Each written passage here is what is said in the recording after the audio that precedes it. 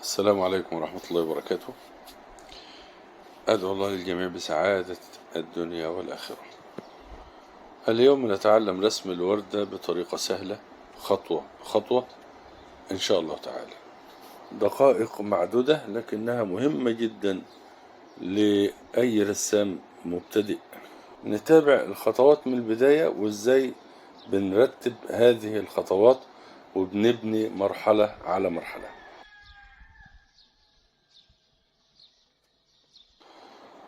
أولا بنحدد بالخطوط ونعمل إشارات سريعة بالرسمة اللي احنا عايزين نرسمها. الآن بطريقة سريعة هنرسم الخلفية، خلفية الوردة باللون الرصاصي الموف، والأرضية اللي تحت هتكون بألوان البنيات الفاتحة، البني الفاتح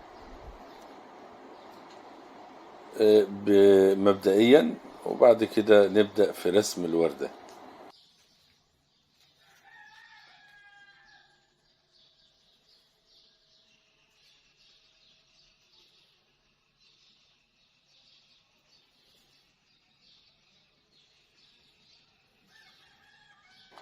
وده لون الأرضية سريعا هنشوفه مع بعض، أصفر وأحمر،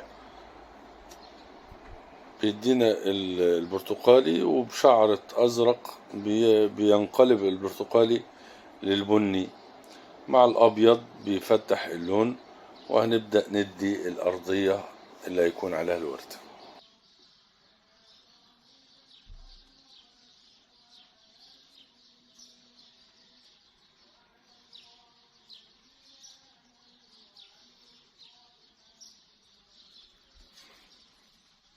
ولاحظ معايا أضواء المنظر هتكون من الشمال، دايما بنبدأ بالظل من اليمين وبالإضاءة من الشمال. وحتى ظلال الوردة دي هنعملها الآخر بلون مناسب للأرضية، اللي هو اللون البني الفاتح أو الجملي أو الحمصي. المهم إن احنا هنرسم الظل بلون مناسب. الآن بنخلط ألوان الوردة المبدئي، اللون المبدئي للوردة باللون الأحمر مع الأبيض، وطبعا بشعرة أزرق مع قليل من الأصفر. الأصفر موجود أصلا في الفرشة. عملنا اللون المبدئي للوردة. هنرسم وهنملأ مجسم الوردة كلها باللون المبدئي ده، وبعد كده هنبدأ ندي ظلالنا، ظلال الوردة، والظلال هتكون في الأعماق قلب الوردة، وظلال تحت الوردة والتقائها بالأرضية اللي تحت دي، وظلال في الناحية اليمين. وهنشوف بإذن الله هذه الظلال وكيفية وضعها. ولكن مبدئيا وضعنا لون وسيط اللي هو اللون العام للوردة، وكذلك بعض البراعم والورود الصغيرة اللي لسه هتنمو بهذا الوضع وبهذا الشكل. بدأنا نضع قلب الوردة هكذا، وأيضا قلب الورود الصغيرة، ونبدأ نلف بالأوراق. ولكن الظلال يعني دايما بين الأشياء وبعضها بنضع الظلال، ولسه الظلال ده هنزودها شيئا فشيئا واحنا بنتدرج وبنمر بمراحل وخطوات الوردة. وضعنا قلب الوردة بهذا الشكل. تابع معي. طبعا لسه في ظلال تحت باللون الرصاصي، رصاصي موف، وفي أضواء اللي هي كل الأضواء هتكون من ناحية الشمال. خليك مركز معايا. الآن بنخلط لون رصاصي موف، ده هيكون الظل، الأوراق اللي في الظل هكذا، الأوراق اللي تحت، وفي الناحية اليمين أوراق مظللة بهذا اللون. هكذا، يعني الأضواء في الشمال والظلال كلها في اليمين. وهتظهر الوردة معانا جدا بإذن الله لما ندي جسر الظل بين الوردة والأرضية اللي تحتها. الآن هنبدأ نضع الأضواء وندي ملامح الأوراق بالراحة كده، أوراق على بعضها، بندي طرف كل ورقة ونسحب من اللون الأبيض اللي وضعناه هكذا. وطبعا الأوراق دي طبقات، طبقة على طبقة، فاحنا بندي طبقة مبدئية وبعد كده هندي الطبقة اللي بعدها. وحتى في القلب نفسه، قلب الوردة، هنبدأ بالراحة كده نحدد الأوراق ولفة الأوراق بطرف الفرشة هكذا. تابع معايا ولاحظ.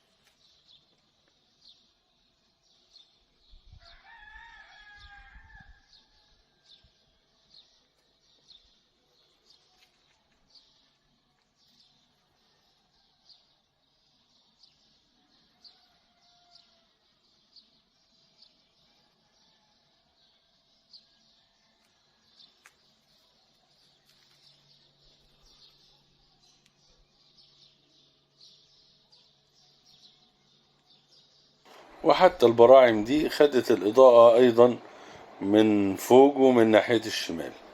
وطبعا علشان يظهر الإضاءة بشكل كبير، الألوان لسه طرية، فهنترك الوردة ونبدأ نعمل بعض الأوراق، نشتغل في الأوراق. لما الوردة تجف شوية ساعة ما نضع عليها باللون الأبيض هتدينا الإضاءة اللي احنا عايزينها، والألوان مش هتبلع بعضها. يعني تركنا عنصر الورد وبدأنا نشتغل في الأوراق لحد ما الورد يجف شوية.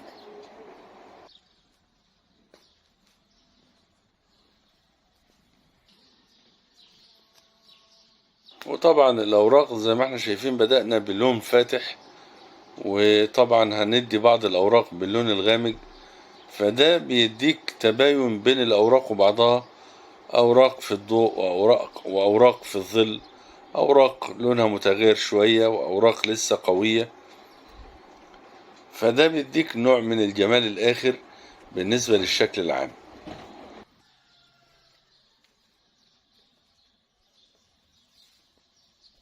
والآن نروح نزود درجة اللون شوية، أخضر غامق شوية، وندي بعض الأوراق.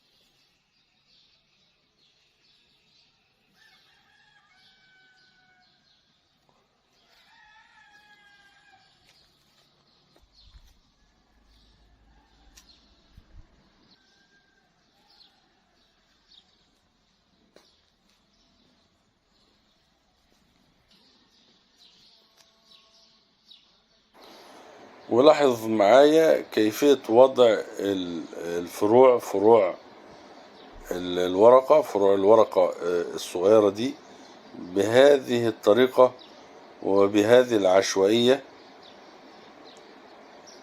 وهذه يعني العود بنديه بشكل مدبب هكذا وبشكل منكسر، يعني الخطوط مش خطوط منتظمة ولكن خطوط متعرجة هكذا، وبعض الزوائد وكأنه الشوك اللي بيكون في الورد. فده بيديك مصداقية لشكل العود، عود الورد هكذا. والآن بنضع ظل، جسر الظل بين الوردة والأرضية. وطبعا هناخد من جسر الظل ده وهنمتد بالظل، وهنوزع وندمج الظل بشكل ناعم وسهل. تابع معي.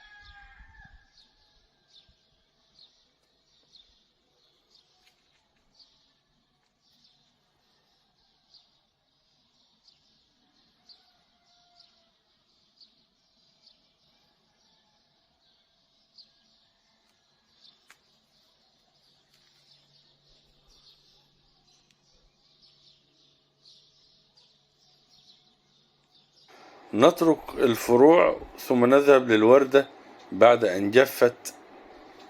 الوردة جفت، نبدأ نضع اللون الأبيض الفاتح الضوء العالي هكذا. فيعني تقبل معانا الألوان بتقبل معانا الآن لأنها جفت. وده مهم جدا، تسيب الأضواء العالية للآخر علشان تضع الأضواء بشكل سهل، بضربات سريعة وبسيطة بتظهر معاك الإضاءة بشكل عالي. ما كانتش هتبان الإضاءة دي أبدا إلا بعد جفاف الألوان، ألوان الوردة.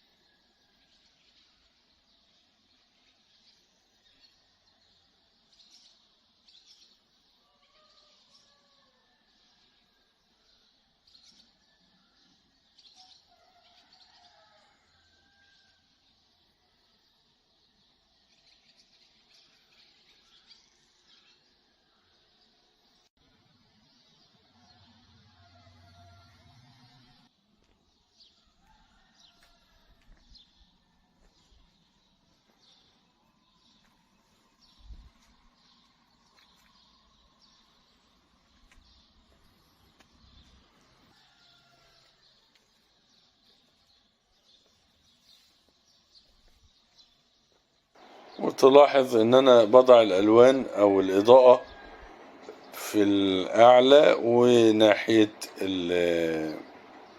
ناحية الشمال. اما في الناحية اليمنى ما فيش اضاءة بالنسبة للوردة، سايبينها مظللة زي ما هي، ولكن الأطراف الأوراق اللي هي في مقابل الإضاءة هي اللي خدت فقط الإضاءة. ده بالنسبة للأوراق اللي في الناحية الإيه اليمين.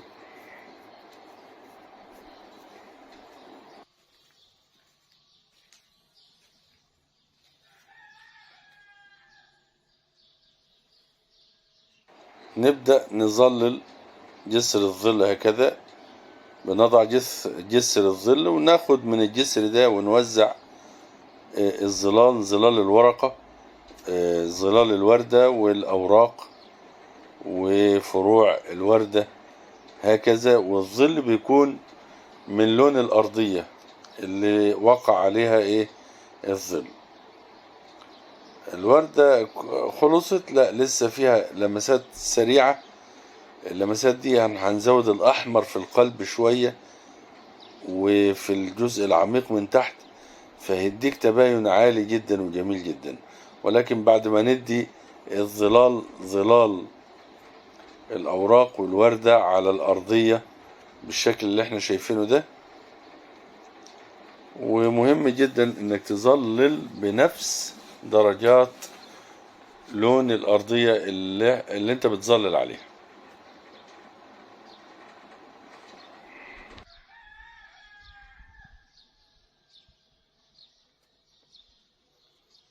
ولكن مهم جدا ان احنا نزود الظل جدا في الأماكن العميقة عند جسر الظل، خط التقاء الأشياء ببعضها هكذا، خط التقاء الوردة مع الأرض. بنزود الظل جدا زي ما احنا شايفين. وكذلك الأماكن العميقة سواء كانت في الأوراق أو في أجزاء الوردة المختلفة، فروع أو قلب الوردة نفسه. وطبعا زي ما قلنا بنظلل الظل العالي من جنس اللون اللي احنا بنظلل الأرضية اللي احنا بنظللها. يعني أنا لما هاجي أزود الظل في عمق الوردة هزوده باللون الأحمر هكذا. لما جيت أظلل على الأرض ظللت بلون الأرض. أما الآن بظلل عمق الوردة بألوان الوردة نفسها. إذن الظل من جنس لون المظلل. ومهم جدا ان احنا نعرف ان هو درجات، يعني في ظل وفي اعلى ظل، في ضوء وفي اعلى ضوء. وده اللي يحدث معاك التباين العالي اللي بنشوفه في الرسم. وبكده نكون انتهينا. يا رب نكون استفدنا، ويا رب السعادة للجميع والنجاح. وعلى أمل اللقاء بكم ومنظر جديد وأجواء جديدة ومعلومات جديدة. لكم مني أطيب المنى وأسمى الدعوات، والسلام عليكم ورحمة الله وبركاته.